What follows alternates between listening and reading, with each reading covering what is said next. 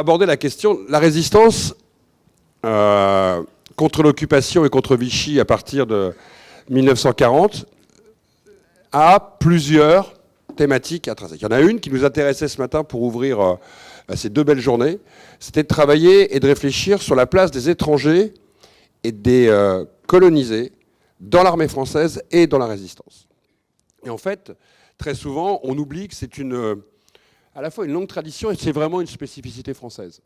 Et je voulais essayer, comme vous avez au programme, je pense à ceux qui sont en terminale, comme vous avez au programme notamment à appréhender un certain nombre de sujets sur l'histoire contemporaine, la place des conflits et la place de l'histoire de l'immigration dans ces conflits. Et en fin de compte, la Seconde Guerre mondiale, c'est une très bonne opportunité pour arriver à comprendre l'interaction qu'il y a entre l'histoire coloniale, l'histoire de l'immigration et l'histoire de la résistance. En fait, cette histoire, elle est ancienne. Et je vais vous donner juste quelques jalons pour que vous l'ayez en tête. Dès la Révolution française, et je vous cite une phrase d'un décret du 11 juillet 1792, et c'est ce qui fait certainement des particularismes les plus spécifiques de l'histoire de France. Je le lis. « La France s'honorera toujours de recevoir en son sein et sous ses drapeaux », donc quand on dit sous ses drapeaux, ça veut dire dans l'armée, « les soldats de la liberté qui viendront s'y ranger pour la défendre. Et quelle que soit leur patrie, ils ne seront jamais étrangers pour elle. » C'est, quelque part, une spécificité du récit français. La place des étrangers et de l'ailleurs dans les troupes coloniales, dans les troupes militaires, dans la Légion, qui ne recrutait que des étrangers. Ces spécificités ont traversé tout le XIXe siècle. Alors, elles le traversent à la fois pour des belles raisons. Les belles raisons, c'est de pouvoir intégrer dans l'armée française comme dans la société française des étrangers, mais aussi pour des raisons extrêmement mathématiques. Je sais qu'il y a même un professeur de mathématiques, on va même pouvoir parler de mathématiques quelques instants. Ça, c'est simple. Les Français étaient toujours en inquiétude au XIXe siècle sur le principe démographique. La démographie, ce n'est pas simplement le nombre d'habitants d'un pays, c'est d'avoir une armée forte et puissante. Faire des soldats a été une des priorités de la société française pendant tout le XIXe siècle, surtout après la défaite de 1870, que l'on perd contre les Prussiens. Par exemple, en pensant aussi que la défaite, elle est liée au manque d'hommes et au manque de combattants. Donc ça veut dire qu'une grande partie de la politique française à la fin du XIXe siècle va être de transformer les étrangers en citoyens. C'est ce qu'on appelle la naturalisation. Et je pense notamment aux grandes vagues de naturalisation à partir de 1889. Et d'intégrer dans l'armée française des troupes qui venaient de l'Empire. On y viendra tout à l'heure, je vous présenterai l'exposition très rapidement. Mais il faut arriver à comprendre qu'en fait, il y a donc une longue tradition. Et cette longue tradition, elle s'inscrit aussi dans l'engagement de ces combattants, par exemple dans les conflits coloniaux. La conquête ou la tentative de conquête du Mexique, car la France a voulu occuper le Mexique, vous le découvrirez dans vos études, en 1861, on va utiliser des troupes de soldats qui viennent d'Algérie dans ces conflits. En 1870, on fera venir 30 000 Algériens dans la guerre de 70. La France est un des rares pays qui va à la fois donc faire venir des troupes de son empire dans son armée sur des combats et des conflits métropolitains et en même temps, très rapidement, intégrer des étrangers dans différents régiments et va fabriquer d'une certaine manière, via la naturalisation, un potentiel d'augmenter le nombre de soldats dans son armée. Ça veut dire qu'il y a une tradition qui est prise. Ça veut dire que la France est perçue comme une terre d'accueil, mais en même temps comme une terre où l'espace militaire est un espace pour trouver de la citoyenneté. Donc quand va arriver la guerre 14-18, la France va faire appel à son empire, comme l'Angleterre. C'est les deux seules nations européennes qui avaient un empire colonial, qui ont fait appel à des combattants pour venir sur son sol. Comme elle va ouvrir, à travers un certain nombre de décrets, et je pense au décret du 3 août 1914, l'engagement des étrangers spécifiquement pour le conflit. Et ça montre une philosophie, une manière de penser l'armée, une manière même de penser la nation en armes, qui va se battre pour des principes de liberté, qui fait un des particularismes de la France. Juste pour que vous l'ayez en tête, et 14-18, vous avez quelques images qui sont ici, notamment pour le conflit de la Première Guerre mondiale. On estime que des soldats venus de l'étranger et des travailleurs venus de l'étranger pendant la Première Guerre mondiale, il faut juste vous imaginer en volume, si vous cumulez l'armée américaine, l'armée des Indes, qui viendra en France, les troupes coloniales qui viennent de tout l'Empire, des populations qui sont d'armées étrangères qui viennent sur le sol de France, c'est pratiquement 4 millions de soldats qui viennent de l'étranger. Et parmi ces 4 millions de soldats, ce qui est un flux massif, beaucoup viennent d'Afrique. Maghreb, Afrique subsaharienne, Madagascar. Beaucoup viennent des Antilles. Beaucoup sont des Afro-Américains qui viennent des États-Unis. Beaucoup viendront de l'Empire des Indes et de tous les territoires du Commonwealth. Beaucoup viendront aussi en tant que travailleurs, parce que vous le savez que la guerre, ce n'est pas simplement des combattants. C'est aussi des gens qui viennent dans les usines ou dans les champs. On estime donc que plus d'1 million d'hommes, parce que c'est essentiellement des hommes, très peu de femmes, non blancs, vont venir en Europe à ce moment-là pour la guerre. C'est massif parce qu'à l'époque, il y a très peu, en fin de compte, de population des Suds, quels que soient ces Suds, qui sont présents sur le sol de France. Donc près d'1 million d'hommes, combattants ou travailleurs, non blancs, qui viennent en France pour le conflit, c'est une révolution au niveau de la rencontre à l'autre. C'est une révolution dans l'imaginaire collectif. C'est une révolution aussi pour ces hommes qui viennent en France et qui vont découvrir, d'une certaine manière, pour certains, le pays de la liberté, pour d'autres, la métropole coloniale. Donc il y a une tradition française qui va permettre, lors de ce conflit, d'une certaine manière, non pas que la victoire, considérer que ce seraient les troupes coloniales et les étrangers qui aient permis la victoire, ce serait une manière un peu trop simpliste de lire l'histoire, mais contribuer à la victoire. Ça représente entre 7 et 8% des troupes françaises. Mais en tout cas, une habitude est prise, et cette habitude, elle va induire certainement les premières vagues après d'installation de migrants étrangers, mais aussi de population de l'Empire en France. C'est là, dans l'entre-deux-guerres, après la Première Guerre mondiale, qu'arrivent des travailleurs, par exemple, maghrébins en France. Que s'installent des étudiants, des ouvriers qui viennent des Antilles ou d'Afrique noire. Que beaucoup d'Indochinois vont rester en France. Juste un petit chiffre qui est toujours oublié. La France a besoin de bras. Pourquoi ? Parce que comme on envoie les hommes au front, à l'arrière, on manque de bras. Dans les usines, dans les campagnes, et puis vous le doutez bien qu'on fabrique beaucoup de munitions et qu'il faut lever suffisamment de travailleurs pour permettre, en fin de compte, à des combattants d'aller au front. On va par exemple faire venir 140 000 Chinois en France, en tant qu'ouvriers, pour permettre justement à l'arrière que le pays puisse fonctionner. Donc ce qu'il faut imaginer, c'est que c'est une immense mécanique, un conflit, qui va générer un flux de population comme jamais. Ça va contribuer à fabriquer un imaginaire. Cet imaginaire, c'est la France, une nation en armes, qui lutte pour la liberté, pour sa liberté, mais aussi pour des idéaux, et quelque part qui est ouverte à l'ailleurs. Déjà à travers la Légion, qui n'engage, je vous le rappelle, que des étrangers, mais à travers ses troupes coloniales, ça renvoie à un imaginaire où la France est perçue comme une terre de liberté, et une terre où vous pouvez trouver votre place dans l'espace militaire pour conserver cette liberté. Quand on comprend ça, on comprend beaucoup plus pourquoi en 1940, en 1939, quand le second conflit va être engagé, vous avez de nouveau cette idée d'appeler l'Empire à venir protéger la nation française, toujours cette inquiétude de la démographie française qui serait inférieure à la démographie allemande, cette idée aussi de mobiliser des étrangers dans l'armée française. Donc cette tradition, elle est prise. Et on est dans quelque chose, là on est encore dans le cadre très classique de l'armée, mais cette idée, elle est que grâce à l'Empire et aussi grâce à ces étrangers, la France sera capable d'arriver à s'opposer à l'occupant ou à la guerre qui vient. C'est quelque chose qu'il faut comprendre parce qu'au moment de la défaite, en juin 40, l'idée de mobiliser et ces hommes issus de l'Empire et les étrangers qui sont en France est quelque chose qui est donc rentré dans une tradition française. Il n'y a pas d'antinomie des combats communs. Au contraire, ces combats sont perçus communs depuis très longtemps, vous l'avez compris, on pourrait remonter à la Révolution française. La France est donc perçue à l'époque par ces étrangers comme une terre qui, justement, vous l'appelez comme vous voulez, démocratie, combat pour la liberté, en tout cas une terre ouverte. C'est très important à comprendre parce que combattre aux côtés de la France, ce n'est pas simplement combattre l'opposant ou l'occupant allemand qui est en France, ou italien, ou japonais, dans le cas de l'Indochine. C'est aussi contribuer à une défense commune d'idéaux, contribuer à une certaine image qu'on se fait de la France.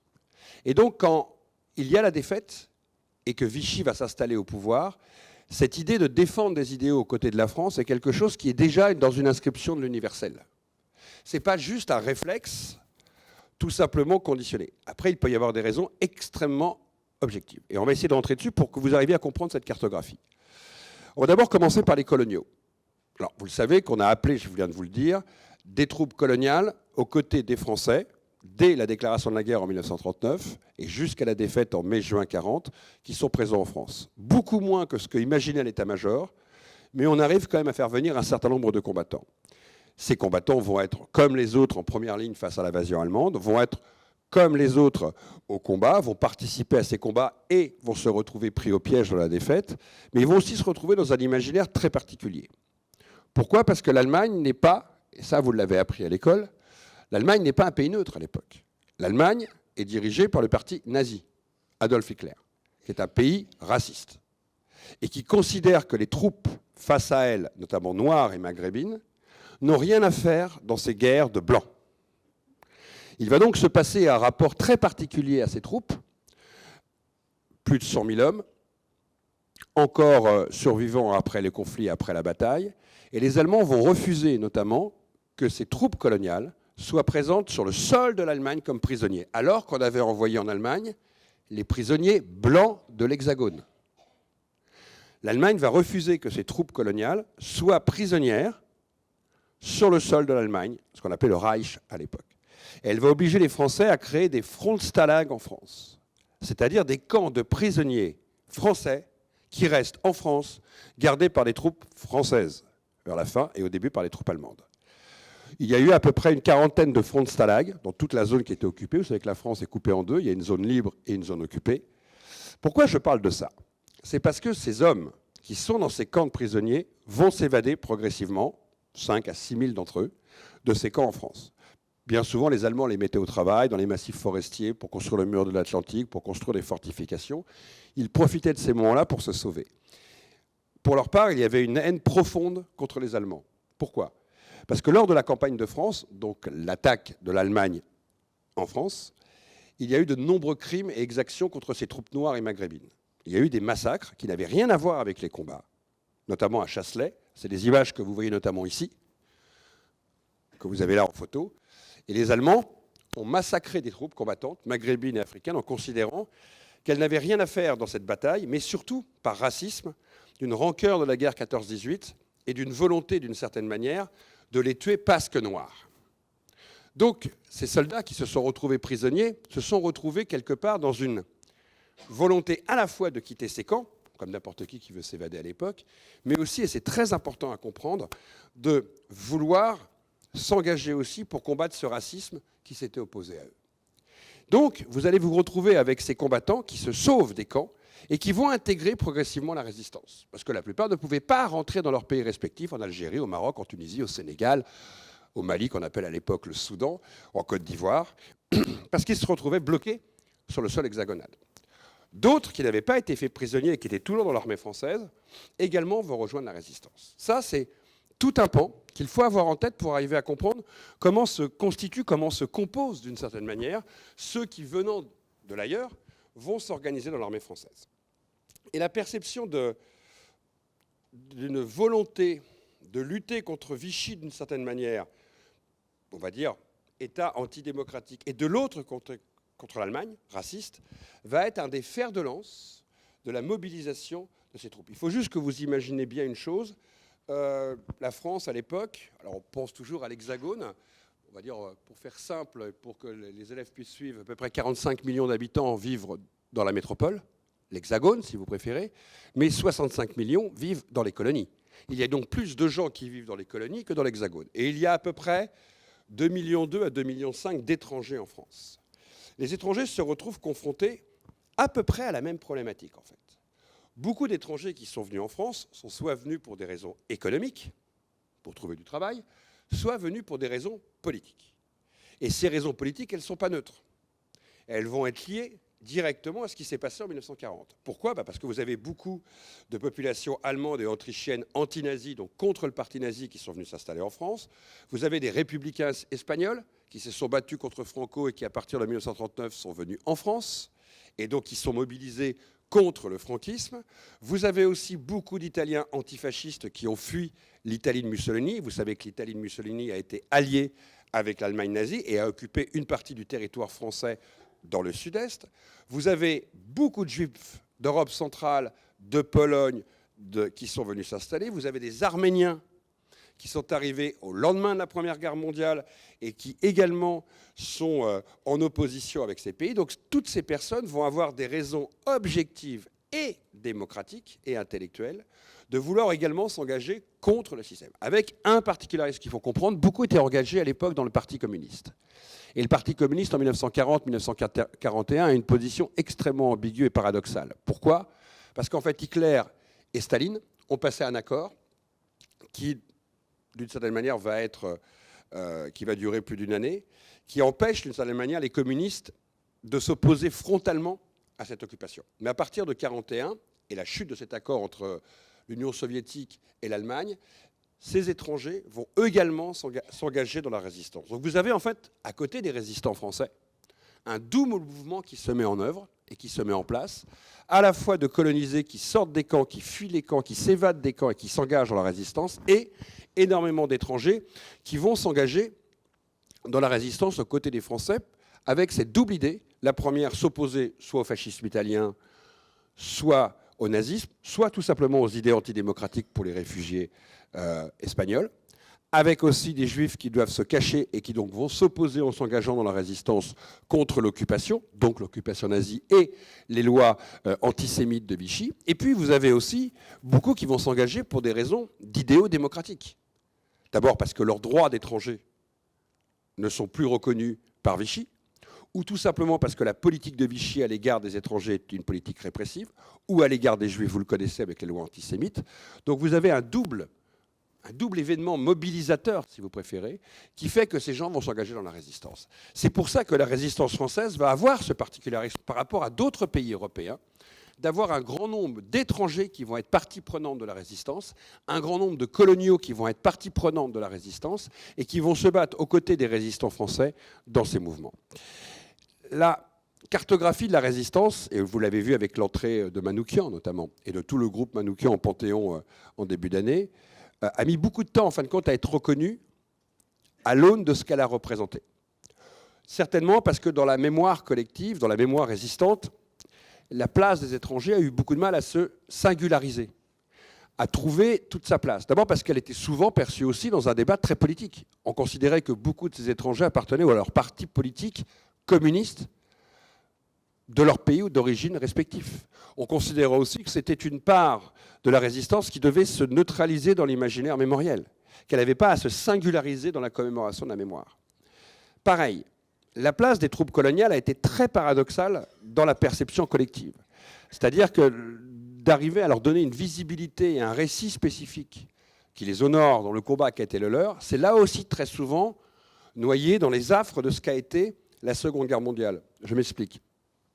Les combattants qui étaient là en 1940, qui ont perdu, ne sont pas les mêmes que ceux qui vont arriver en 1944 et qui vont débarquer notamment sur les plages de Provence pour le débarquement. Pour faire à peu près simple, sur les plages de Provence, il va y avoir le deuxième débarquement après celui du 6 juin 1944 en Normandie.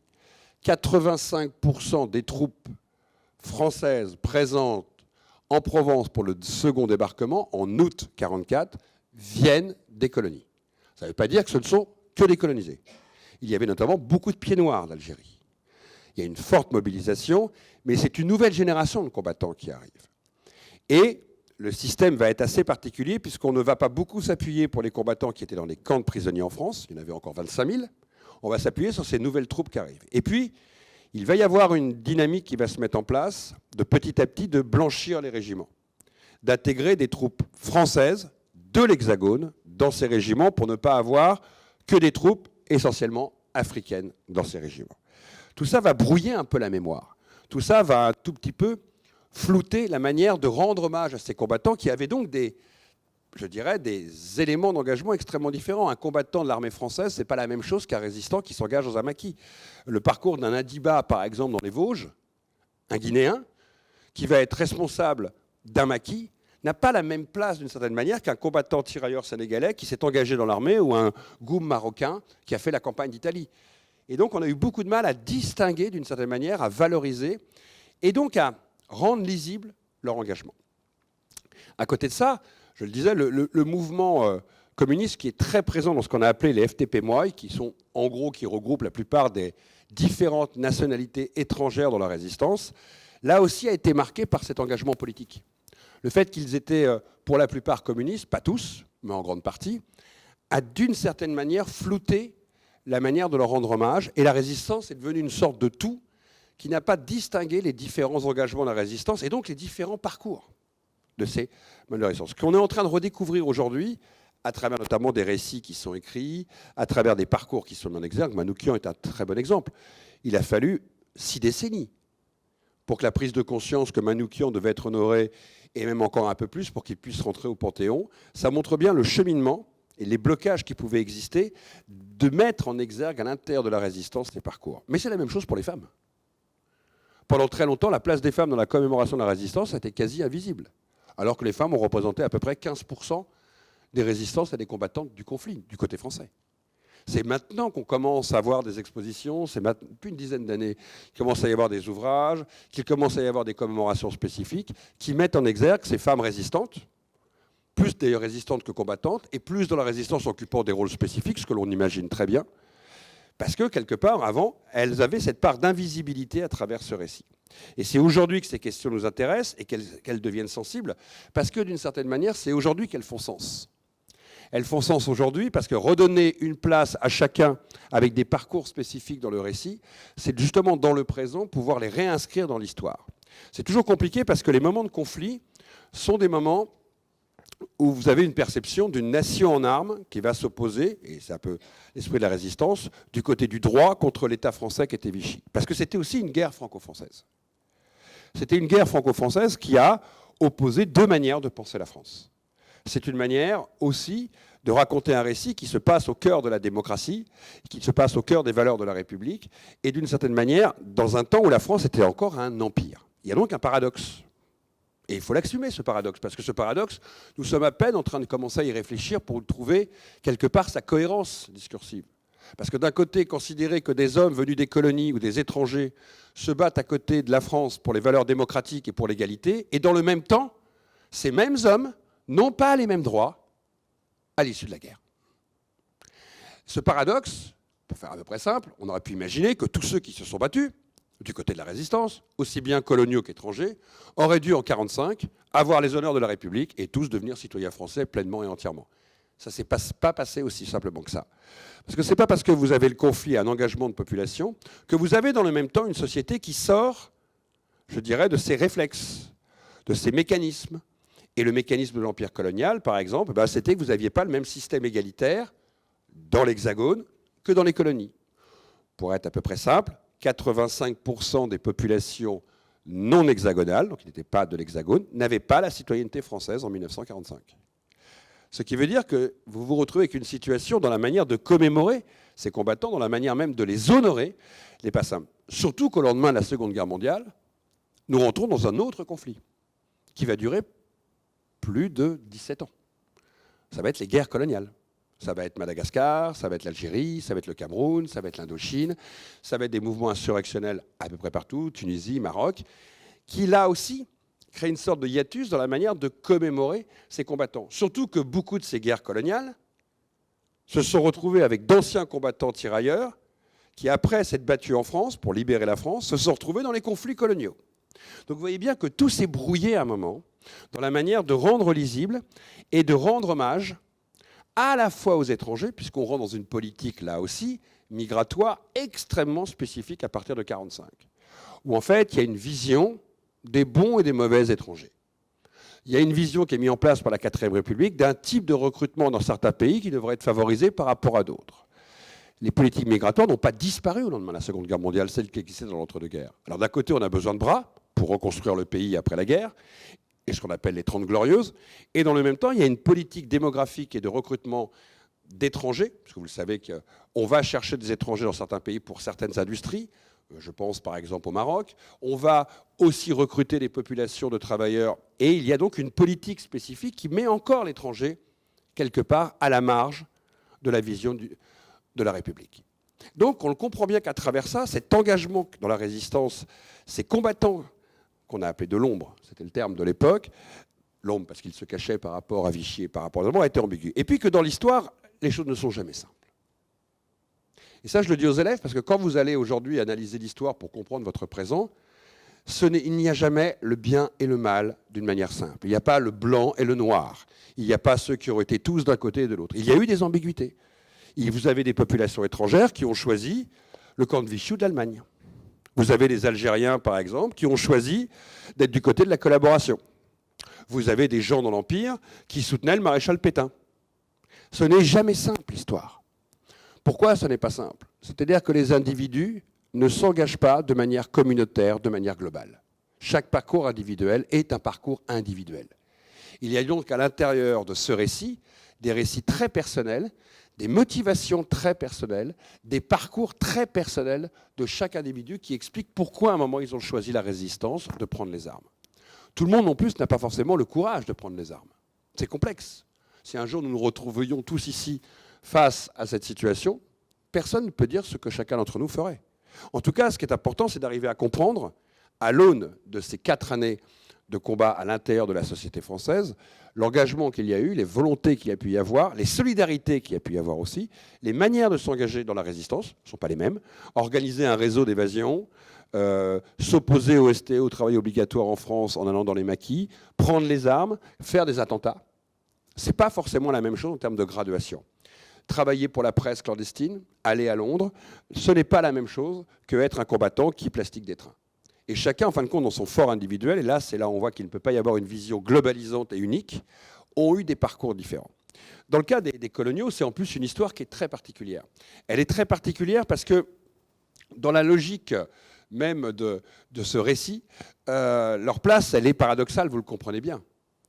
On les appelle pour venir défendre la démocratie et la liberté, et en même temps, leur statut n'est pas un statut de liberté. C'est pour ça qu'on a fait notamment cette exposition, d'abord pour raconter l'histoire longue de ces présences, puisqu'en fin de compte, les présences de troupes coloniales, pour faire à peu près simple, commencent dès la Révolution française, mais surtout au moment de la conquête de l'Algérie en 1830, où des supplétifs vont intégrer les différents régiments. Et pour les troupes noires, c'est à peu près, au nord d'Afrique, le milieu du 19e siècle. Donc c'est déjà une très très longue histoire qui va s'écrire. Et ce que je disais, c'est que cette histoire, elle va à la fois marquer la Première Guerre mondiale, et elle va marquer la Première Guerre mondiale. Elle va la marquer d'abord pour la présence de ces combattants, mais aussi pour l'imaginaire autour de ces combattants. C'est là que va naître la publicité Banania, par exemple. C'est là où le mythe du tirailleur sénégalais va être mis en exergue. Déjà un tirailleur qui représentait, qui symbolisait d'une certaine manière la puissance française d'avoir tout un empire derrière elle. Il ne faut pas que vous oubliez que les élèves à l'époque dans les classes avaient d'immenses cartes avec des taches roses qui symbolisaient la grandeur de l'empire colonial français.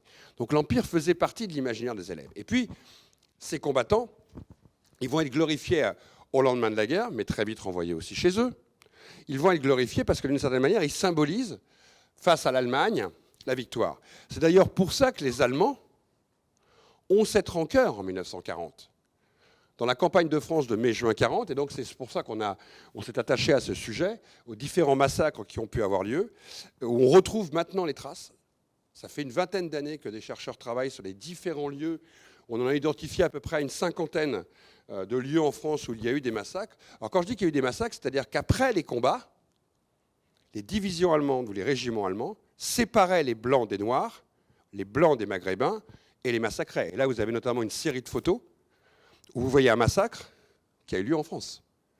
C'est-à-dire qu'il s'est passé, à ce moment-là, à la fois une rancœur de la part des Allemands qui en voulaient aux Français d'avoir intégré dans leurs armées des populations coloniales, ce que les Allemands récusaient totalement, y compris à l'époque où ils ont eu un empire colonial. Et deuxièmement, ce qui correspondait aussi à une vision raciale du monde. Ces guerres, pour les Allemands, étaient des guerres de blancs. Les autres populations n'avaient rien à y faire. La photo que vous voyez là-bas, elle est intéressante parce que c'est un lieu qui existe. C'est un monument qui a été créé à Chasselet, c'est en dessous de Lyon, pour faire simple, où, en fin de compte, pendant la guerre, des gens autour de Chasselet, notamment un homme, ont décidé de rendre hommage à ces combattants qui avaient été massacrés et va créer un monument qu'on peut visiter aujourd'hui, où plus de 90 tombes de combattants sénégalais sont présents. C'est très important cette histoire parce que d'une certaine manière, elle renvoie aussi à une perception très complexe de la mémoire en Afrique aujourd'hui. Parce que la Seconde Guerre mondiale a été une double rupture. Elle a d'abord été une rupture assez normale où les Africains ont eu le sentiment d'avoir fait leur part, si vous préférez, dans la libération du pays, et pas que les Africains, les combattants venus d'Indochine aussi, des Antilles, des autres territoires, et de ne pas avoir eu en échange l'équité républicaine qui soit renvoyée. Bien au contraire, puisque vous le savez que le 8 mai 1945, par exemple, qui en France est commémoré comme la date de la victoire, en Algérie, démarrent les massacres de Sétif, de Guelma et de Karata. C'est dans le Constantinois en Algérie, entre 20 et 30 000 morts. Il y a un paradoxe. Il y a un paradoxe de la manière dont l'armée française aussi a rendu hommage à ces combattants qui, je le rappelle, je vous le disais tout à l'heure, étaient à 85% sur les plages de Provence le jour du débarquement, en intégrant les Pieds Noirs, et qu'ils ne seront pas présents pour la libération de Paris. Les régiments seront blanchis. Donc vous avez une sorte de rupture qui se passe à l'intérieur de cette histoire d'engagement dans la résistance et dans les combats, de leur part attendue en fin de compte, on va le prendre avec un mot simple, de remerciement du combat partagé, et d'avoir en fin de compte, en écho de ça, à partir des années 44-45, exactement l'inverse qui se produit.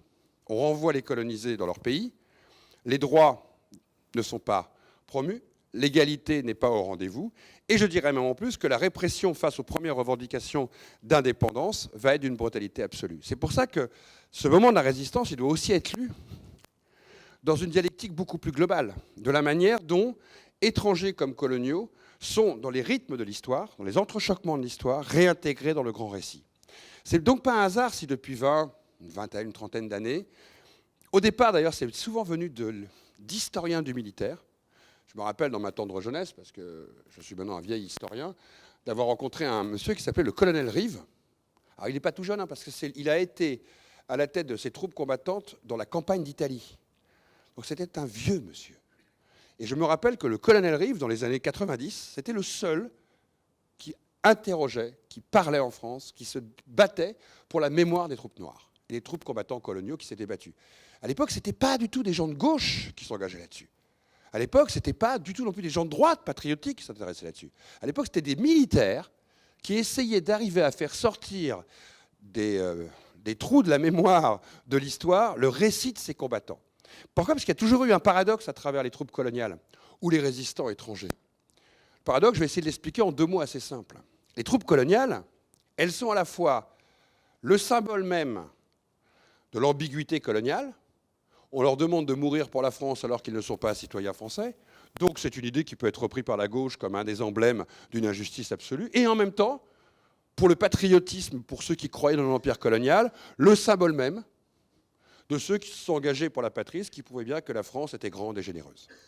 Ces troupes coloniales, elles sont paradoxales, puisqu'elles ont aussi participé à la conquête coloniale. Elles n'ont pas fait que libérer le territoire national. Si vous regardez la conquête de Madagascar, la conquête du Maroc, l'opération du Mexique, et après, à toutes les guerres de décolonisation. Dans les tranchées de Bien Bien Phu, il y a 85% de non-métropolitains. Ça vous va ? C'est les troupes coloniales qui ont fait la guerre d'Indochine. Et en grande partie, ce sont les troupes coloniales qui feront après les opérations au Maroc et en Tunisie et la guerre d'Algérie. On l'oublie. Donc c'est un paradoxe, ces combattants. Ils se retrouvent tiraillés entre 2 mémoires, 2 imaginaires, y compris dans l'imaginaire de la résistance, où d'une certaine manière, quand on a commencé à fabriquer la mythologie résistante à partir des années 45, 50, 60, certes, il n'était pas absent, mais il n'était pas non plus différencié dans ce récit. Ils étaient noyés comme quelque part une normalité de leur engagement. Il n'était donc pas mis en exergue parce que le mettre en exergue aurait pu justement légitimer les revendications coloniales qui au même moment étaient réprimées. Donc vous voyez bien qu'il y a un paradoxe autour de ces troupes. Et je me rappelle ce vieux colonel, le colonel Rive, qui me disait, en fait, c'est complexe cet imaginaire autour des tirailleurs sénégalais, autour des troupes combattantes qui sont venues, parce qu'ils sont soit dans le discours anticolonial, soit dans le discours pro-colonial, manipulés dans leur propre image, dans leur propre récit. Et puis, on ne le fait pas souvent pour des résistants dans l'Hexagone qui vont s'engager pour des raisons, on va dire, individuelles, ce que je disais tout à l'heure. Alors qu'on a souvent globalisé le pourquoi de leur engagement. Comme si tous ces tirailleurs africains, tous ces goumiers marocains, tous ces tirailleurs algériens, tous ces spahis seraient engagés pour la même motivation par un tout global. Non. Il y a 1001 raisons individuelles de leur choix ou de leur non-choix de se battre ou de ne pas se battre. Certains ont quitté ou se sont évadés des camps de prisonniers, ne se sont pas engagés dans la résistance, se sont cachés pendant 2-3 ans. Pourquoi ? Parce qu'aussi dans ces récits-là, il faut interroger le pourquoi. Pourquoi un Adiba devient chef d'un réseau de résistance ? Pourquoi un Chochore qui se fait fusiller par les Allemands refuse catégoriquement d'être séparé de ses frères d'armes, en plus c'est un sous-officier, de ses frères d'armes blancs ? Pourquoi certains vont rejoindre d'autres côtés, du côté de Vichy ? Ça interroge. N'oublions pas aussi que quand les troupes alliées vont débarquer au Maroc, Les hommes qui sont présents dans les batteries sur le littoral au Maroc, c'est les troupes coloniales. Hein. Et quand De Gaulle échoue à Dakar, qui lui tire dessus et qui s'y oppose, c'est les troupes coloniales. Vous voyez bien que ce paradoxe, il leur fait donner une non-place dans le récit. Parce qu'elle est complexe, parce qu'on voudrait uniquement la caricaturer. C'est pareil pour les étrangers. La revendication de s'être battu pour la France, au lendemain de la Seconde Guerre mondiale, la revendication de la reconnaissance de ce récit, la revendication même de leur place dans le récit national, était paradoxale puisque la France, en fin de compte, en 1945, referme la boîte de Pandore de la perception de l'intégration de ces étrangers venus de l'ailleurs. En plus, avec une double dialectique. Ils sont potentiellement dangereux. Dangereux parce que idéologiquement communistes, dans la perception collective de beaucoup d'étrangers pendant la guerre, et deuxièmement dangereux parce que tout simplement, ils ont porté les armes. Et ils ne sont pas des citoyens de l'Hexagone.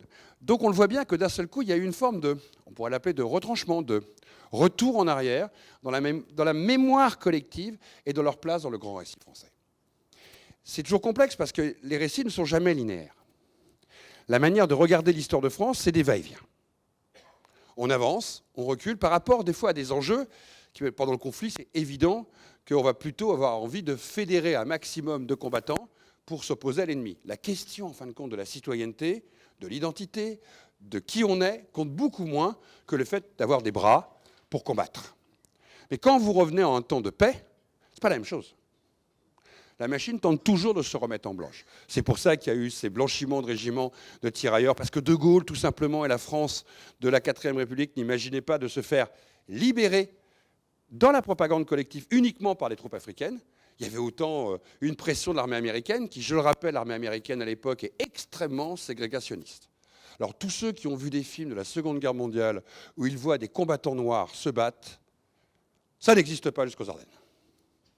Il n'y a aucun noir sur les plages de Normandie, le jour du débarquement du 6 juin, que dans les films d'Hollywood.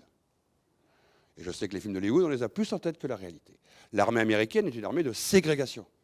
Elle considère que les troupes noires, très nombreuses qui viennent en France, elles sont destinées essentiellement à l'équipement technique, à l'arrière, à décharger des wagons, à s'occuper des ports, à s'occuper du ravitaillement.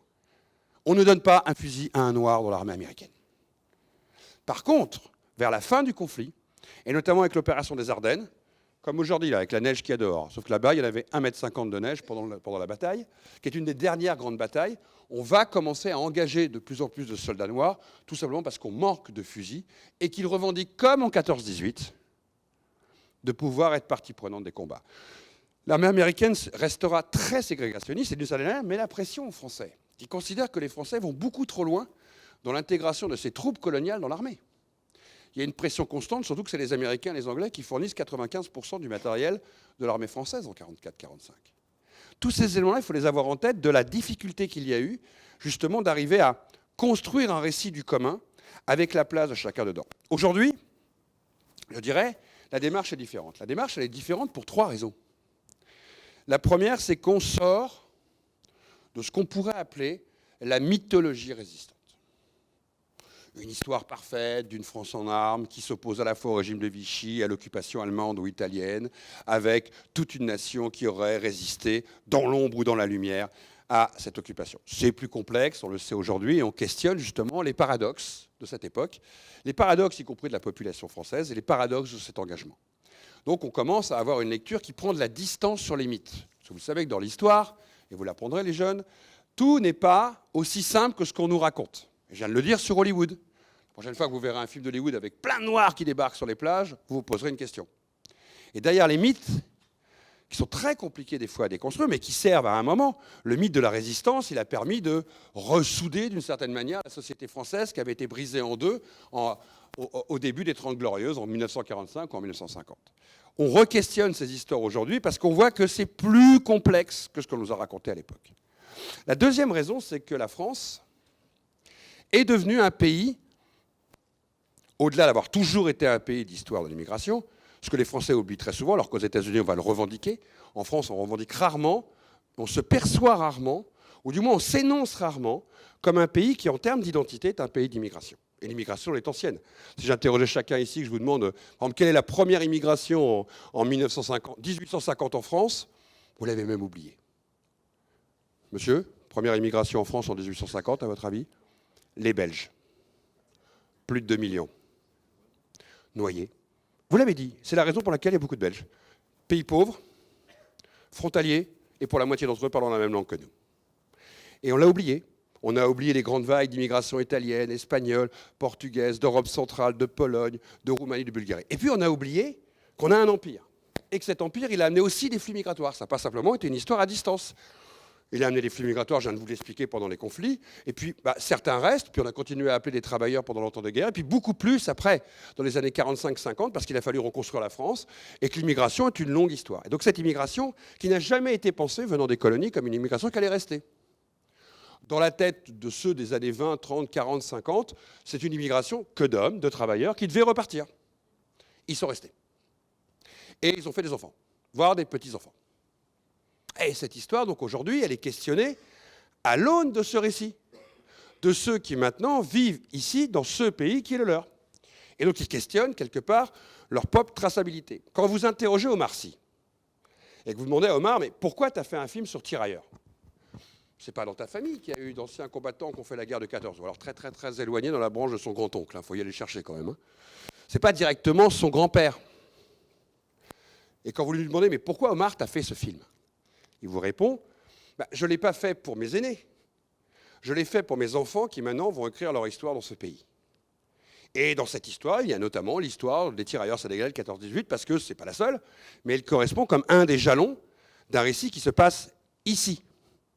Ce n'est pas un récit là-bas. Lui, il vient de Mauritanie et du Sénégal. C'est une autre histoire. Elle va faire partie de la carte génétique, intellectuelle et historique de ses enfants, mais ça ne va pas être la seule. Il y a aussi un récit qui s'écrit sur le territoire français.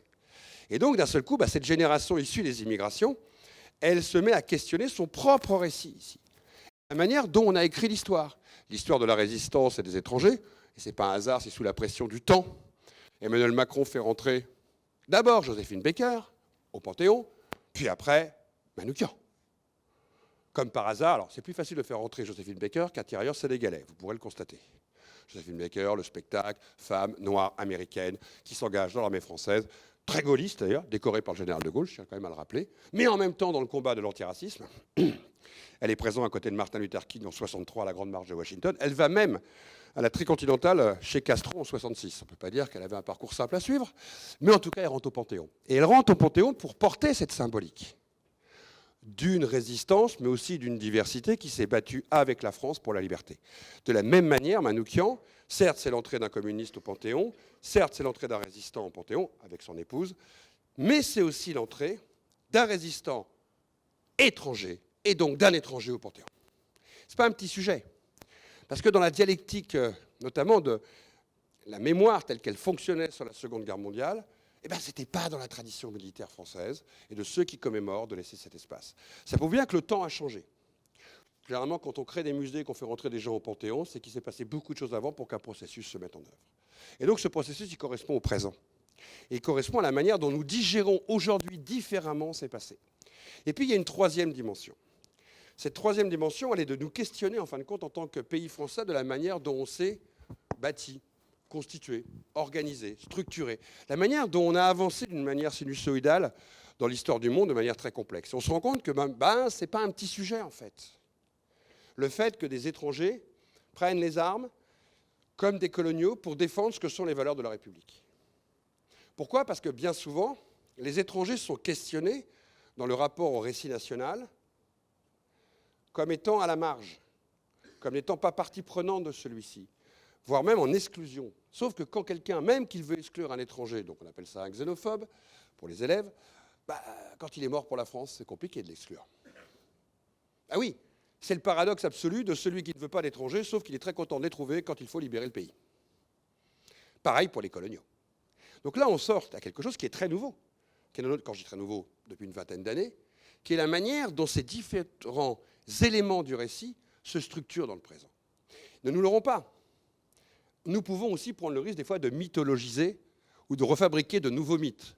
Je le disais tout à l'heure, ce n'est pas parce qu'il y a eu des troupes coloniales en 14-18 que nous avons gagné la guerre. Ils ont contribué à la victoire. C'est pas la même chose.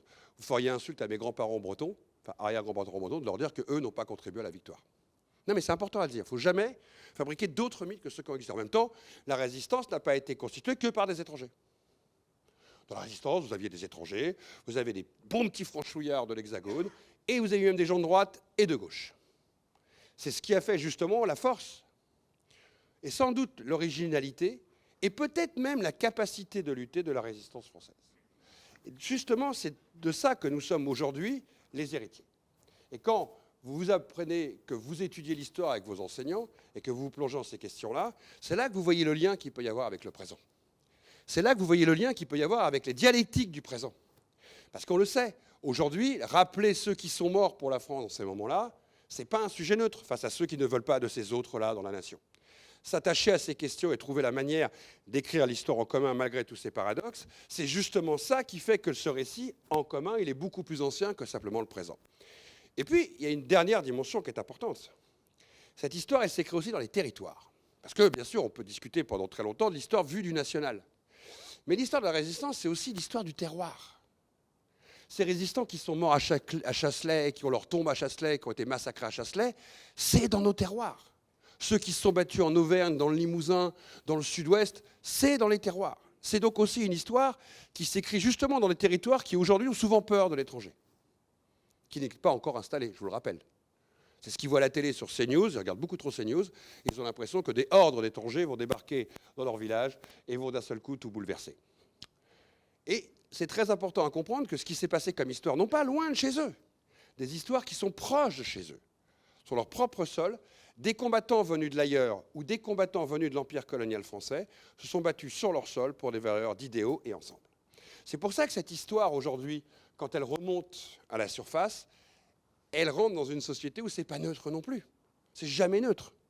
La perception de l'histoire, la manière de raconter l'histoire, la manière de glorifier le passé, la manière d'interroger nos aînés sur ces enjeux-là, la manière de questionner comment ça s'est passé aussi, la manière de réfléchir à qui s'est battu, qui ne s'est pas battu, qui a collaboré, qui a résisté. Aujourd'hui, nous sommes beaucoup plus lucides que dans le passé sur ces enjeux-là. Ça fait sens. Ça fait sens dans le présent parce que ça nous questionne justement sur la notion de citoyenneté. Ça nous questionne sur la question d'engagement. Ça nous questionne sur qu'est-ce qu'être français. Hier soir, j'étais avec un très grand historien que vous connaissez, puisque la plupart d'entre vous ont regardé son dernier spectacle.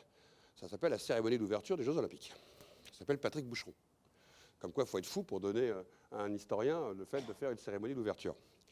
Ça vous dit de quoi il me parle, on est dans les Jeux Olympiques. Oui, mais vous avez bien dû remarquer qu'il s'est passé des choses dans cette cérémonie, sur la manière de montrer la nation. Comme d'ailleurs, si vous vous rappelez bien, alors là c'est pour les plus aînés, hein. Monsieur le maire, nous on va s'en rappeler, c'est 89, le défilé sur les Champs-Élysées, organisé par Good pour commémorer la Révolution française, qui est ouvert. Est-ce que vous vous souvenez qui est en tête de ce défilé? Les tirailleurs sénégalais. Et il est fait clôturer par des cyclistes chinois pour rendre hommage à ce qui vient de se passer à Tiananmen. Et c'est déjà une cantatrice noire qui chante la Marseillaise. Vous êtes dans des éléments certes symboliques et commémoratifs, mais ils puisent ces éléments dans le passé. La manière de réveiller le passé, la manière de lui donner vigueur dans le présent, c'est lié souvent à des grandes commémorations, c'est lié à des panthéons, on vient de le dire pour le président de la République, ça peut être lié à des inaugurations, à des noms de rues. C'est la manière dont justement ce passé, la manière dont il va s'écrire, va faire tout son sens dans le présent. Et c'est ça qui est en train de se passer aujourd'hui. Depuis une vingtaine d'années, ces questions nous interpellent parce qu'elles sont symboliques de la manière dont se pense la nation. Et donc, ça me renvoie à ce que nous montrent Patrick Boucheron, Leïla Slimani, quand ils écrivent la cérémonie, et les autres, hein, ils sont 4 à avoir travaillé sur la cérémonie, avec toutes les négociations qui ont été les leurs, enfin les 4 cérémonies, d'ailleurs ils ont écrit, sur comment vous construisez la nation, en symbole, vu par 1 milliard de personnes sur la Terre, qui ne devaient pas tout comprendre sur Marie-Antoinette décapitée. Ça a dû être compliqué, hein. Je me mets à la place d'un Magali qui a dû regarder Marie-Antoinette décapitée, ou les Anglais, qui ont été traumatisés par cette scène de décapiter une reine, ou un roi. Ça, pour les Anglais, c'est... On ne fait pas ça, on fait pas ça. Il n'y a que les Français pour faire ça. Mais je trouve ça très intéressant parce que c'est dans ces moments-là que vous réintégrez, par exemple, de la diversité. Je rappelle pour tout le monde que l'image emblématique qui a le plus choqué en dehors de la soi-disant scène sur le pont, c'est Nakamura avec la garde républicaine. Petit sujet, mais qui est très intéressant.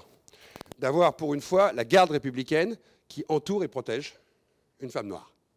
Ou l'ouverture tout simplement de la cérémonie, dont je vous rappelle, vous avez un Marocain et un Algérien qui se passent le relais. Parce que là, vous construisez l'héritage justement de cette histoire. Parce qu'il est très compliqué hériter quelque part dans le présent. Ces moments du récit commun qui ont, je le dis à maman, toute leur place et en même temps une difficulté à trouver leur place. Parce que ça n'évacue pas les répressions coloniales, ça n'évacue pas la manière dont les étrangers ont été perçus en France, ça n'évacue pas la manière dont notre récit de l'immigration a mis beaucoup de temps à rentrer au musée depuis la création du musée de l'histoire de l'immigration Porte Dorée. Ça n'exclut pas non plus, nous n'avons toujours pas un musée d'histoire coloniale pour raconter cette histoire. Nous sommes encore dans le paradoxe. Mais cette histoire, elle nous titille parce qu'elle n'est pas neutre. Et c'est plus, quelque part, facile de raconter le destin d'un combattant qui s'est battu pour la France d'origine étrangère, parce que c'est inattaquable. C'est incontestable. C'est la preuve qu'ils aimaient ce pays. C'est la preuve surtout qu'eux se sont levés pour prendre les armes, pas comme tous les autres. Donc vous touchez à quelque chose qui, par définition, nous interpelle sous notre devoir de vivre ensemble. C'est une phrase que moi j'aime beaucoup, que Patrick Bouchon a employée notamment hier soir. Ce devoir presque historique, lié à l'histoire, de prendre conscience que nous avons un récit du commun. Ça ne veut pas dire que c'est fait pour faire tout et n'importe quoi. Ça veut juste dire que cette perception que nous avons tous du mal à avoir d'être un pays issu et lié à l'immigration, d'avoir une histoire particulière parce que nous avons une histoire impériale, d'avoir une histoire et un récit particulier parce que nous sommes le premier pays européen en termes de communauté afro-maghrébine, en termes de communauté asiatique. Nous sommes aussi le premier pays européen de toutes les immigrations en Europe à avoir le plus de mariages extra-communautaires. C'est quelque chose pourtant que nous ne percevons pas. Nous ne percevons pas ça parce que, notamment, il y a encore des oppositions politiques, on l'a dit, mais surtout, il y a une manière d'avoir écrit le récit français qui ne rend pas suffisamment visible ces récits, qui ne rend pas suffisamment visible ces histoires. Si vous ne connaissez pas votre passé, ou certains passés, ou une partie de ce passé, vous l'appelez comme vous voulez, vous avez du mal dans le présent à assembler le pulse. Parce que le récit national, c'est aussi une pure invention, puisque c'est un choix dans l'histoire de ce que vous voulez raconter dans le présent. Par définition. D'abord, on ne peut pas tout raconter. Même les meilleurs profs d'histoire, si j'avais 2000 heures, je n'y arriverais pas. Donc je dois choisir, et le récit national, c'est choisir. Donc choisir, c'est presque plus de l'histoire. C'est du commémoratif, du mémoriel, vous l'appelez comme vous voulez, ou c'est de la politique même. Mais en tout cas, c'est choisir un moment aussi de mettre ou non en avant des récits de vie, des récits de combattants, des récits d'engagement, des contradictions de cette histoire, parce que ça donne du sens au présent. Et ça explique notamment à beaucoup de jeunes aujourd'hui, à travers la manière dont on leur enseigne l'histoire de France, quelle est leur place? L'histoire, c'est un des rares enseignements à l'école. Si le prof ou la prof d'histoire arrive à vous emmener dans cette passion-là, où à un moment, vous vous regardez vous. En mathématiques, c'est rare qu'on s'éclate en se regardant. Hein. Pardon, pour le professeur de mathématiques, pardonnez-moi. En philosophie, oui, comme je sais qu'il y a un prof de philo ici, il peut aussi le faire. D'ailleurs, je lui ai dit tout à l'heure, il faut travailler sur le mot résistance. Ça veut dire quoi? Résister. C'est très important en philosophie de se poser la question. Parce qu'il y a 1000 manières de résister. Je pense que si vous demandez à 30 élèves c'est quoi résister, vous aurez 30 réponses différentes. Mais en tout cas, ça fait réfléchir sur cet acte et cet engagement. Mais en tout cas, dans le récit national, quand il est raconté, parce que l'éducation nationale, c'est aussi du récit national, puisque c'est des choix d'un chemin avec, par définition, des micro-chemins qui partent de côté, puis l'enseignant aussi sa forme de liberté d'aller des fois tirer un fil. C'est là où vous commencez à construire quelque chose qui est un miroir du présent. Qui je suis dans ce pays? D'où je viens dans ce pays? Est-ce que nous nous sentons tous les descendants de Manoukian? Est-ce qu'on est tous les descendants de ceux qui se sont fait tuer à Chasselet? Quelle est la part de cette histoire dans notre récit du commun? Et quand je suis moi-même issu, par exemple, d'une famille héritier de l'histoire de l'immigration, en quoi cette histoire, elle me parle quand je me pose la question de ma légitimité en France? Ben voilà. Voilà pourquoi cette histoire, maintenant, elle devient beaucoup plus présente qu'on aurait pu l'imaginer pendant très longtemps. Alors que d'autres, peut-être, s'effacent dans le même temps et sont moins présents dans les mythologies à écrire. C'est important à comprendre parce que c'est ça que nous vivons aujourd'hui. Et c'est aussi pour ça que ces questions, elles sont importantes. Elles sont importantes à la fois pour l'engagement de résister, parce qu'on le voit bien qu'il y a un vent mauvais des années 30 qui continue, ou qui revient, ou qui semble souffler sur l'histoire du monde. Alors, l'élection de Trump ne va pas nous aider à penser que ce vent mauvais n'existe pas, pour ceux qui ont pu en douter depuis quelques années. On voit bien qu'il y a un retour face aux valeurs démocratiques qui est mis en débat, qu'il y a un retour aussi sur la notion d'identité qui est extrêmement prégnant dans l'espace politique du monde entier, et pas seulement là en Amérique, en Europe, en Asie et dans beaucoup de pays, et que ces questions, en fin de compte, elles ne sont pas neuves. Ces questions, on se les posait dans les années 30, avec la montée des extrêmes. On se les posait en 40 sur le modèle de société qu'on voulait en France, comme en Allemagne, comme ailleurs. Et que résister, justement, ce n'est pas juste quelque chose qui s'inscrit dans l'espace du militaire. La plupart de ces engagés étrangers dans la FTP-MOI, par exemple, étaient déjà des militants avant-guerre. Ils se battaient déjà au sein du Parti communiste dans les mouvements pour plus de liberté, contre le fascisme italien, contre le nazisme ou contre le franquisme. Ils n'étaient pas, si vous préférez, des gens qui ont découvert l'engagement politique le jour où l'Allemagne a envahi la France. Ils étaient déjà dans une dynamique de résistance. Elle a muté, elle s'est transformée, elle a pris des armes parce qu'il y avait un combat militaire à mener, et elle a choisi l'affrontement face à l'occupant ou à Vichy, justement pour être en cohérence avec l'engagement qui était déjà le leur dans l'entre-deux-guerres. C'est ça que nous apprenons de travailler sur ces questions-là, parce que ça nous oblige, d'une certaine manière, à lire aussi à l'aune du présent, en gros à lire avec l'actualité du présent, ce qui a été l'engagement de nos aînés il y a quelques années. C'est pour ça que travailler sur la résistance, et travailler, c'est pour le prof de philo, sur la notion de résistance, ça nous fait, par obligation, de se poser la question du pourquoi. Pour quelle société on veut créer demain? Contre qui on résiste? Contre quoi on résiste? Qu'est-ce qui a fédéré ces hommes et ces femmes, par exemple, dans les combats? Qu'est-ce qui a fait aussi ce paradoxe que ceux qui subissaient l'inégalité dans l'espace colonial sont venus se battre pour la France et ont très très peu déserté? Qu'est-ce qui se fait qu'en ce moment-là, dans quelques jours, le 2 décembre, va être commémoré à Dakar, et je terminerai par ça pour laisser la place aux questions que les élèves ont prévues, va être commémoré le massacre de Tiaroy. Je ne sais pas si vous connaissez Tiaroy, mais je vais vous le raconter, parce que je n'ai pas ici le temps de faire une conférence complètement sur le sujet. Ceux qui ont été libérés de ces camps de prisonniers qui avaient été gardés à la fin par des soldats français sur le sol de France, ce qu'on appelait les Frontstalag. Autant vous dire que l'armée et le gouvernement provisoire les a renvoyés très vite en Afrique. Et en plus, on a eu la très bonne idée de ne pas leur verser leur pension, voire même de refuser de leur verser leur pension tant qu'ils étaient partis du sol français, en prétextant qu'on leur donnerait leur pension quand ils iraient en Afrique. Beaucoup ont parfaitement vite compris qu'ils ne toucheraient pas souvent leur pension, donc ils sont très vite mis en éveil sur leurs officiers en disant non, nous on veut toucher une partie de l'argent, voire tout avant de partir et de rentrer au pays. On n'est pas du tout sûr que dans le système colonial on va toucher cet argent. L'affaire se passe assez mal. Un certain nombre de tirailleurs quittent Morlaix et arrivent au Sénégal, au camp de Tiaroy, qui est donc qui est dans la banlieue de Dakar, si vous préférez.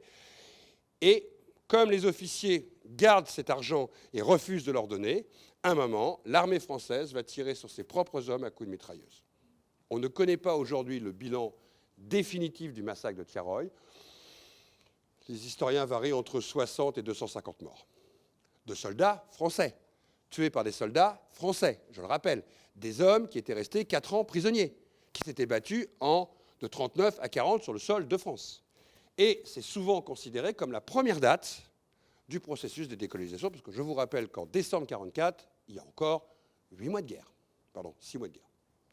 C'est pour ça que Tiaroy, qui va être commémoré là par les Sénégalais, et qui a été l'occasion d'une journée à l'Assemblée nationale la semaine dernière, est un sujet aussi important, parce qu'il montre tous les paradoxes de cette époque. Et il nous questionne sur la manière dont une société fonctionne, et la manière dont la mémoire dans cette société doit fonctionner. Je vous rappelle que la République a rendu hommage cette année à 6 d'entre eux. Il aura fallu attendre un petit peu de temps quand même, de 1944 à 2024. 6 d'entre eux ont été déclarés morts pour la France. C'est une révolution dans la pensée même, de la manière de leur rendre hommage par rapport à ce passé. Vous pourriez me dire 6, c'est pas beaucoup pour le nombre, surtout que certains, bien sûr, ont été condamnés à des peines de prison accusés de rébellion. Il n'y a pas eu que des tués, il y a eu aussi ceux qui ont fait de la prison, dont les dossiers sont toujours aujourd'hui considérés comme coupables. Donc cette histoire, vous voyez, elle s'écrit encore dans le présent. Ça nous paraît très très loin, mais aujourd'hui, pour les Sénégalais, si vous les interrogez, le colloque qui va avoir lieu là, c'est encore le présent sur la manière de penser la relation à la France. Et donc c'est aussi le présent pour nous, la manière dont la France peut, ou doit, ou devrait écrire ce récit du commun. Voilà, j'ai essayé, vous voyez, de faire un cheminement entre résistance et histoire coloniale, dans ces différentes présences de ces années 40-44 qui sont si importantes. Et puis maintenant, je crois que vous avez quelques questions de prévues. On va peut-être passer la parole à la salle. J'ai vu que quelqu'un est venu prendre le micro, donc c'est bon signe. Soyez pas timides, n'hésitez pas. En plus, j'ai vu que vous avez plein de questions, donc faut y aller.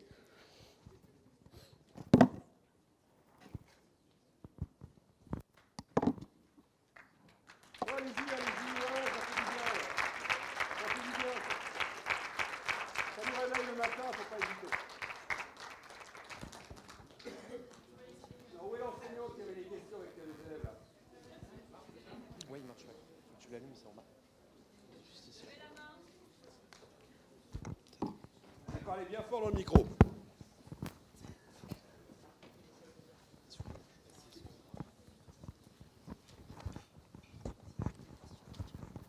Bonjour, Bonjour. je me lève. J'ai une question du coup.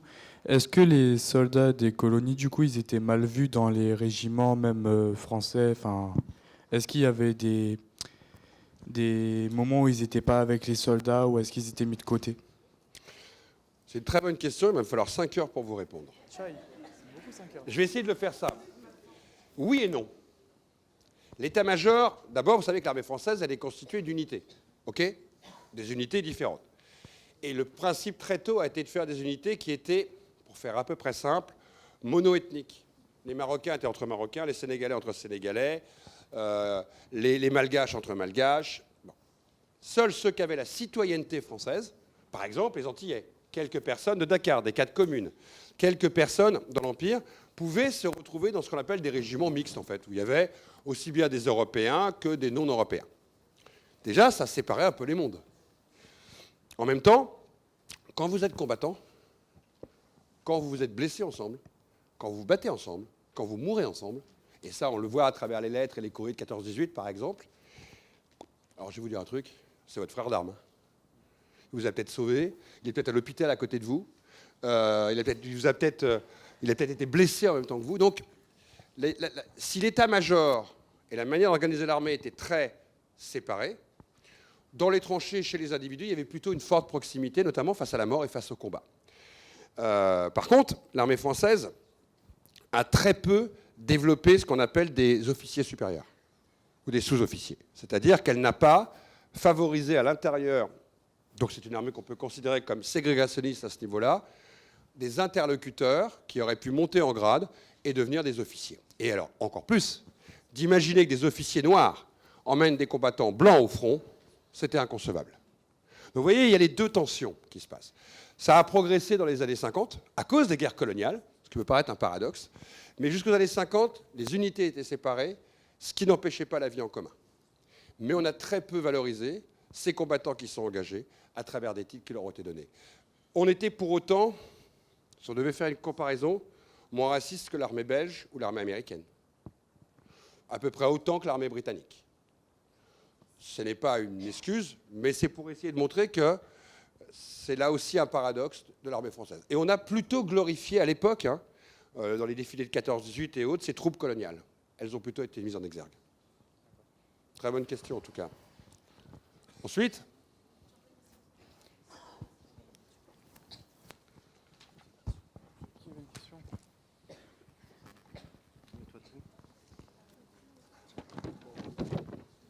Bonjour. bonjour. La question c'est en quoi consiste votre métier d'historien et est-ce que, s'il vous plaît, vous pouvez expliquer le métier?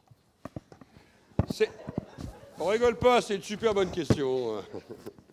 Alors historien, déjà à la base, on fait des longues études. C'était le désespoir de mes parents. C'est de me dire qu'après le bac, ça prend 8 ans. Ah ouais, c'est pas pour rigoler. Hein. Vous allez voir les longues... Et en plus, historien, on a trois axes dans notre métier. D'abord, on doit travailler sur les archives.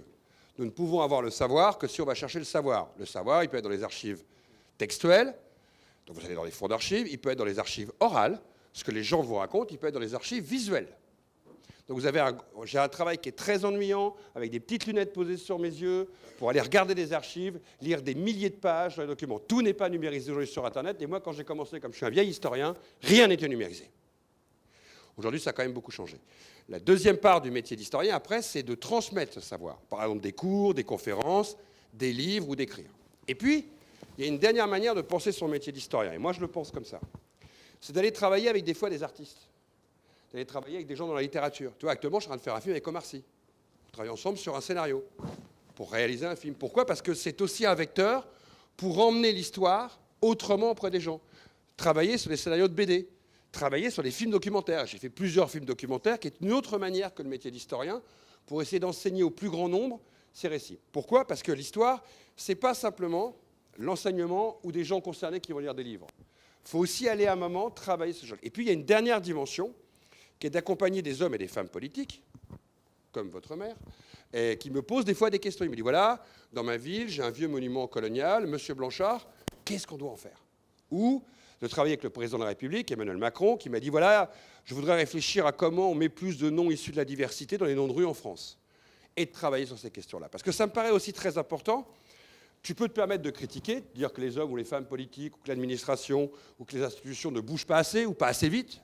Mais si tu fais rien, c'est un peu normal que ça ne bouge pas assez vite. Donc de temps en temps, il faut aller un peu au bras de fer.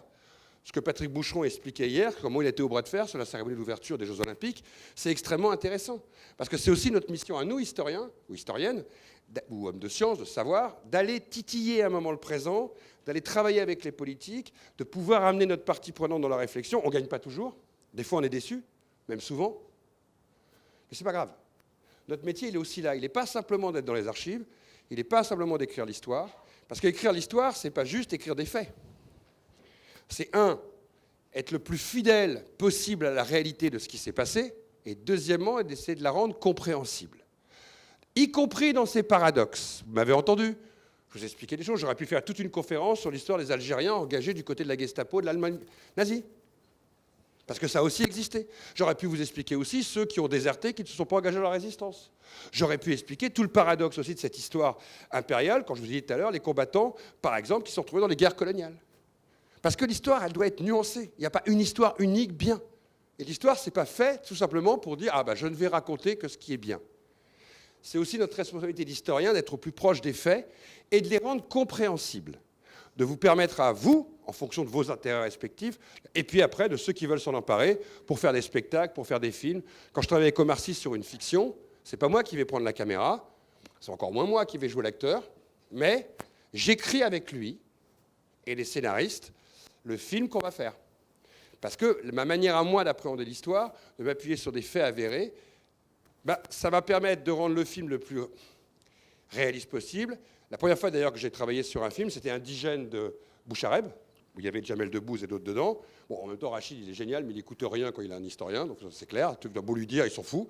Mais ça le rassurait. Mais en même temps, il n'écoute rien, hein, je veux dire, c'est très clair, mais c'est pas grave. C'est pas grave parce que ça permet de créer un débat. Ça permet d'être au plus profond et au plus proche du réel. Et puis ça permet que, comme on sait la puissance que peut avoir une série sur Netflix, la puissance que peut avoir un documentaire, ou un spectacle, c'est toujours beaucoup plus puissant que ce que pourra faire un historien. Donc je pense qu'on a une part de responsabilité d'accompagner ceux qui sont plutôt des artistes, et les artistes sont bien meilleurs que nous pour transmettre à un moment de l'émotion. Mais autant que cette émotion, elle repose aussi sur de la raison. Voilà, ça c'est mon métier. Et donc mon métier, il est un peu touche à tout. Il n'est pas simplement de chercher dans les archives, mais il y a ça aussi, et puis il est d'écrire des livres qui vont permettre à de futurs historiens, qui feront comme moi 8 ans d'études, de devenir les historiennes et les historiens de demain. Autre question? Oui, ici. Vous êtes où? Ici, derrière, de l'autre côté. Ah pardon, je ne voyais pas. C'est pour apporter plus un témoignage par rapport à ce que vous venez de raconter. Pour la faire très court, je viens de Chasselet, et donc le cimetière des tirailleurs sénégalais, c'est clairement 4 murs dans un champ. Oui. Il n'y a pas de parking, il n'y a pas de panneau, il n'y a rien. Alors qu'à Lyon, terre de résistance avec Jean Moulin, français, préfet, montre toute cette ambivalence où on ne célèbre absolument pas toutes ces personnes-là alors qu'elles font partie du territoire. Les écoles n'y vont pas, les collèges n'y vont pas, on n'en parle pas en cours. Un petit peu de collège et lycée. Plus maintenant. C'est vrai. Mais avant, Oui. c'était pas le cas. Voilà. Et juste pour pousser votre raisonnement jusqu'au bout, comme ça vous aurez la fin fond de l'histoire, ça fait 6 ans que je ne lâche pas les oreilles du président de la République en lui disant qu'il doit aller là-bas. Et j'ai dit à Macron, vous devez aller à Chasselet. Au moment des commémorations. Et donc, il nous reste encore ce temps possible avec 45 l'année prochaine. Puis c'est bien, il est moins occupé en ce moment, le président de la République, il faut l'occuper un peu. Et c'est une bonne chose. Et de l'emmener à Chasselet, parce que je pense que c'est un endroit important que la République doit reconnaître. C'est un des lieux, c'est compliqué de parler de ces massacres qui ont eu lieu, vous le voyez. On était en pleine campagne, il n'y avait rien de particulier, ce n'est pas des massacres qui sont passés dans des villes, ça n'a pas été des batailles majeures, donc vous ne les commémorez pas, ces instants-là. Et Chasselet, d'abord, ça a été construit pendant la guerre, c'est quand même incroyable. Hein. C'est un particulier qui, en 1942, crée le camp. Alors, inauguré par les autorités de Vichy. Donc De Gaulle s'empresse immédiatement en 1945 de réinaugurer le lieu parce que ça ne peut pas être resté dans la mémoire vichiste. Bon, c'est incroyable, l'histoire même du lieu. Il est devenu quand même un lieu officiel maintenant, référencé au niveau de l'armée, et ça c'est très important, et de la mémoire combattante, mais il n'a pas encore eu cette place du politique qui peut en le rendre symbolique pour faire passer un message à l'histoire. Juste pour que vous l'ayez en tête, on estime qu'il y a eu entre 2500 et 3000 morts au total en France, dans la campagne de France, qui ont été massacrés. Et au-delà du nombre de morts, qui est déjà incroyable, c'est aussi de Et beaucoup de petites communes sont en train de créer, aujourd'hui, de réhabiliter les tombes, de créer des croix, d'essayer de retrouver les familles descendantes de ceux qui sont morts. À Chasselet, il y a 2 ans, un représentant de l'ONA, qui est aussi un historien, a fait venir des familles descendantes de ceux qui sont morts à Chasselet. Je trouve que c'est hyper important, parce que c'est une histoire qui n'appartient pas simplement au terroir français. Elle appartient aussi à l'Afrique, puisque là, c'était que des combattants africains. Donc je trouve que Chasselet est important, et voilà, pour répondre à la question du jeune tout à l'heure, j'aurais réussi, quand vous verrez Macron faire un discours là-bas. C'est pas gagné. Hein. Vous m'entendez, Monsieur le Président, faut y venir. Autre question? Allez-y, allez-y, je vous laisse gérer, hein. C'est pas moi qui vais gérer les levées de bras. Et aussi, ça demande aussi devant. Hein. Je vais là-bas, et là, il y a monsieur aussi. Je vous ai vu, monsieur. Allez-y. Je dois me lever.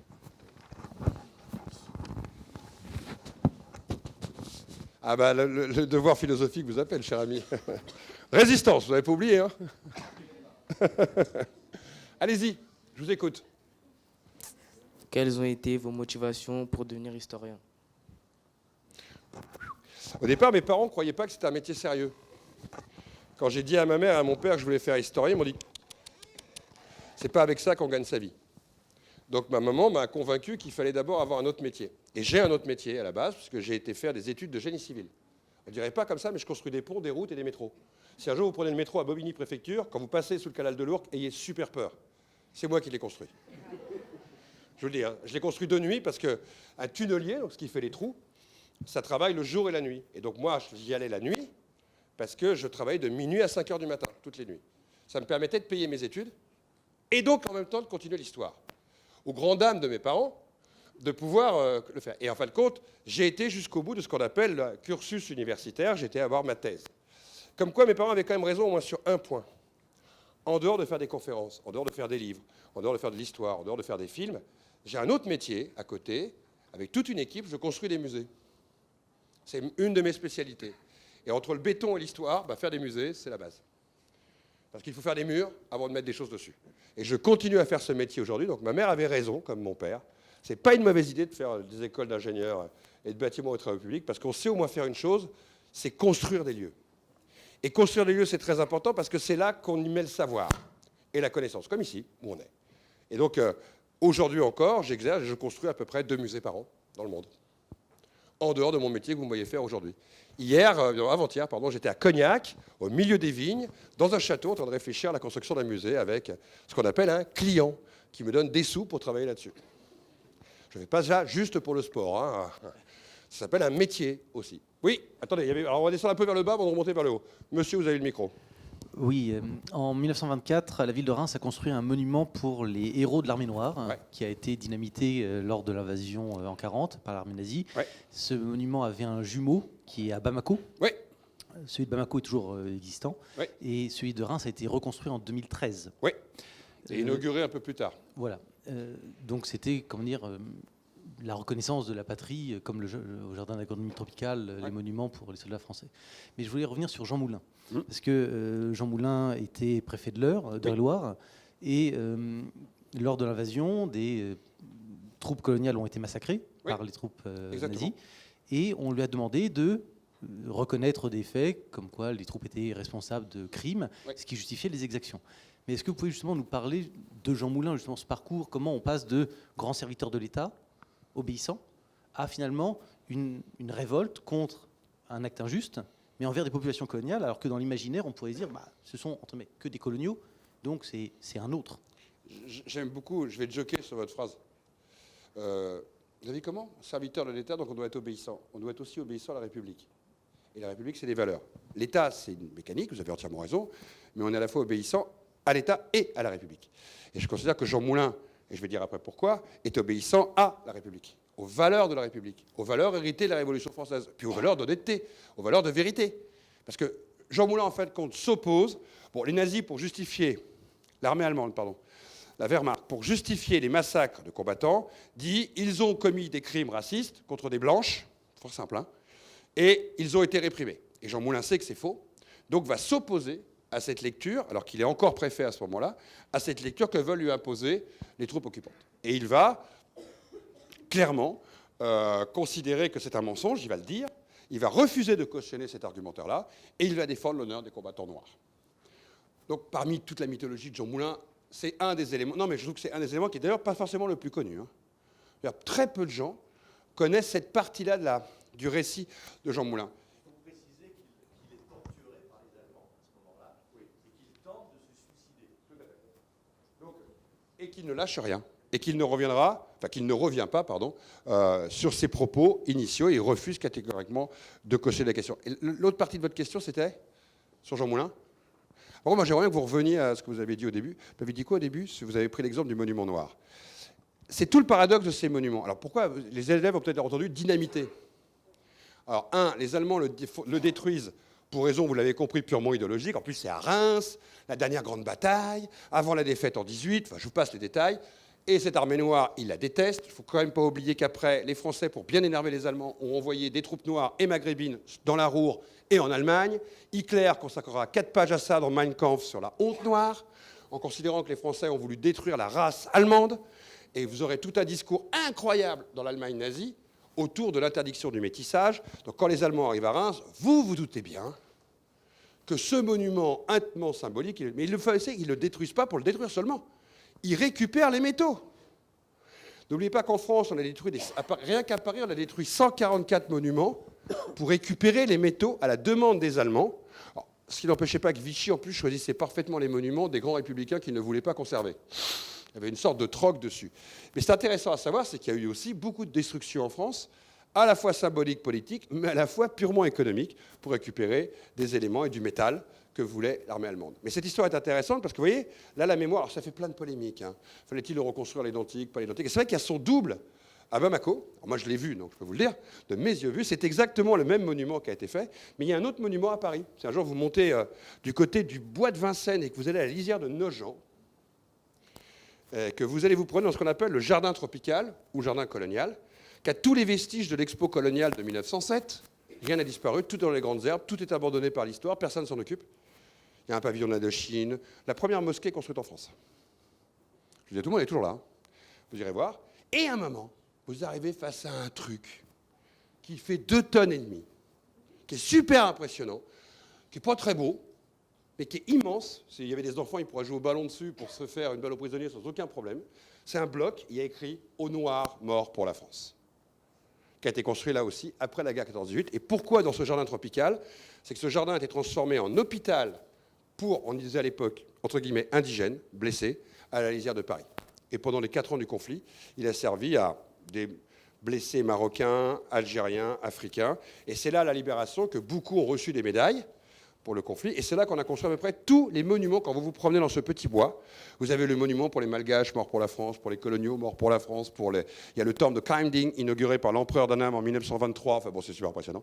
Moi, j'adore emmener des étudiants là-bas. C'est une vraie leçon de choses, vous avez toute l'histoire. Et vous avez toute la cartographie de l'expo coloniale de 1907 qui a été organisée là-bas. On avait même fait venir des éléphants d'Inde pour le spectacle. Et on mettait les éléphants, écoutez bien, en haut d'un toboggan de 20 mètres de haut. Et les éléphants, ils glissaient dans le toboggan et tombaient dans la mare d'eau, accompagnés d'Indiens qui donnaient le spectacle de l'exotisme colonial. Ouais. C'est aussi ça, la France coloniale. Monsieur, le micro doit être là, il arrive. Ne vous inquiétez pas. Et après, on va remonter là-haut. J'ai vu les bras se lever.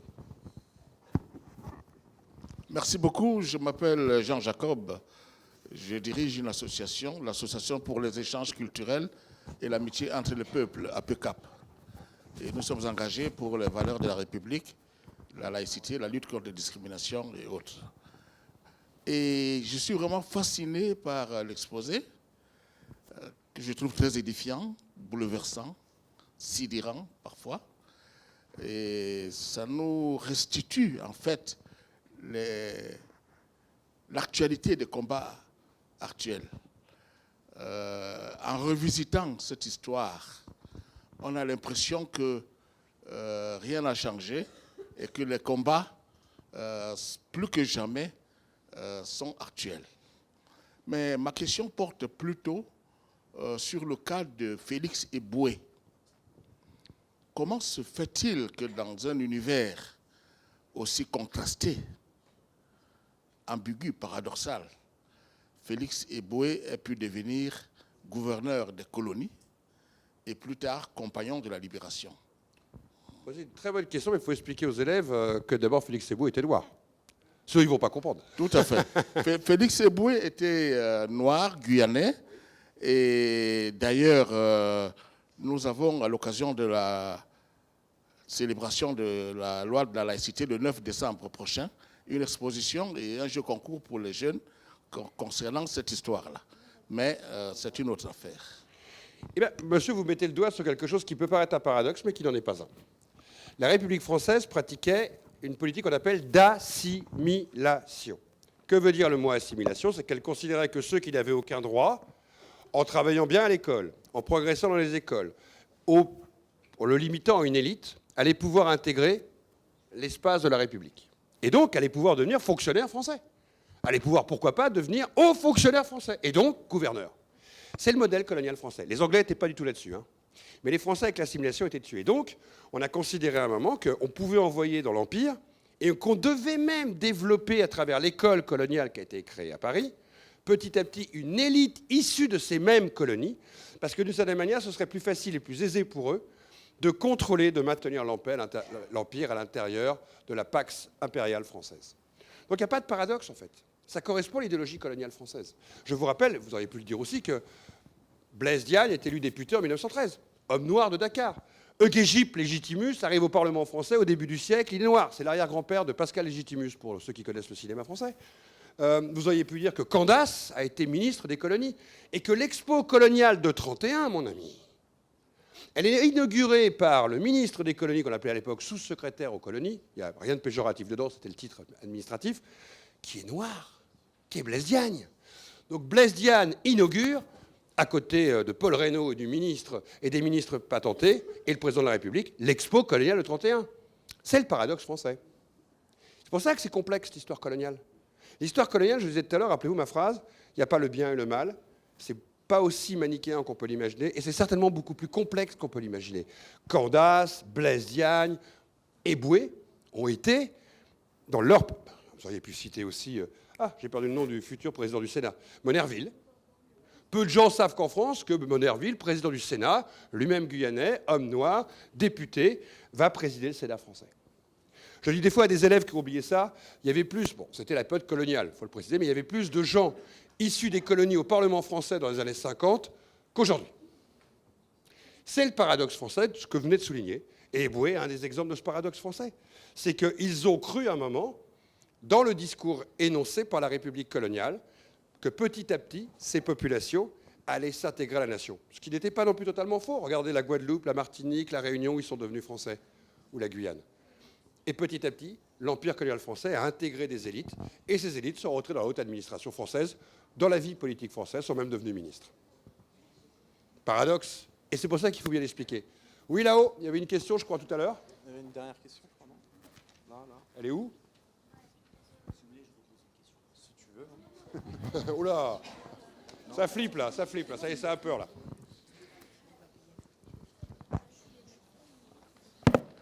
Du coup, est-ce que vous êtes bien payé?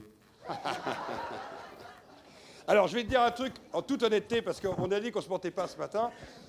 Quand tu es prof d'histoire en France, à l'université ou autre, tu es quand même beaucoup moins bien payé que tes copains qui sont à Los Angeles, à UCLA, à Berkeley, à Lausanne, à Milan ou à Johannesburg.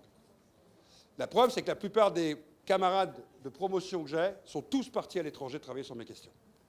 Deuxièmement, parce qu'en France, on a très peu recruté sur l'histoire coloniale et l'histoire de l'immigration. Donc beaucoup sont partis. Mais c'est un métier qui rémunère assez bien, je trouve, par rapport à ce qu'on fait, mais il faut bien imaginer qu'on fait aussi des livres. Donc quand on fait des livres, on touche des droits d'auteur. On fait des films. Quand on fait des films, on est payé. Quand on fait des fictions avec Omar Sy, on gagne encore mieux sa vie. Je ne vais pas te mentir. Mais ça, ce n'est que si ça marche. Si tu fais un livre que personne n'achète, bah, tu ne gagnes pas de sous. Si tu fais un film que personne ne regarde, tu ne gagnes pas de sous. Donc ça veut dire que ce n'est pas la même chose. D'un côté, tu as ton salaire où tu vas avoir, pour pouvoir enseigner, être un professeur, comme tes professeurs, rencontre. Et nous, c'est à l'université. Donc j'ai des étudiants, comme vous. Et puis, de l'autre côté, tu vas faire des recherches, tu vas produire des choses, et tu vas donc avoir un complément de revenu. Si tu travailles beaucoup, tu peux assez bien gagner ta vie. C'est parce qu'en fin de compte, tu fais des conférences dans le monde entier. Moi, tu vois, je reviens des États-Unis, je repars au Japon, je vais en Afrique du Sud, je vais en Inde, je reviens à Annecy, puis je pars à Cherbourg, puis je repars en Allemagne. Ça fait partie aussi de ma vie. Donc tu fais des conférences, et des gens quand tu fais des conférences, des fois tu payes ou des fois tu décides de le faire gratuitement. C'est ton choix. Quand je suis avec des élèves comme vous, je ne suis pas payé. C'est un choix. Je considère que mon travail est de transmettre le savoir. Mais si on m'invite pour un symposium à Johannesburg, devant d'autres universitaires, ou pourquoi pas dans un cadre d'un congrès, là, je vais être rémunéré. Et je considère que je gagne très très bien ma vie. Ouais, mais parce que je travaille aussi beaucoup. Je me couche jamais avant 5 h du matin. Ça n'arrive pas.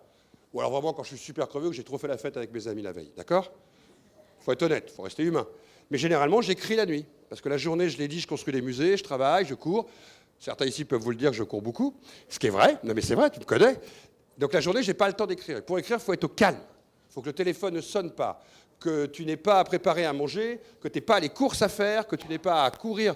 Il faut être au calme pendant au moins 4 ou 5 heures. Et le seul moment où tu es, pour moi je trouve, où tu es vraiment au calme, bah, c'est de 11 h à 5 h du matin, où là tu es au calme pour écrire. En tout cas, si tu veux faire historien et que tu bouges beaucoup, tu gagneras bien ta vie. Mais tu as 8 ans d'études à faire d'ici là.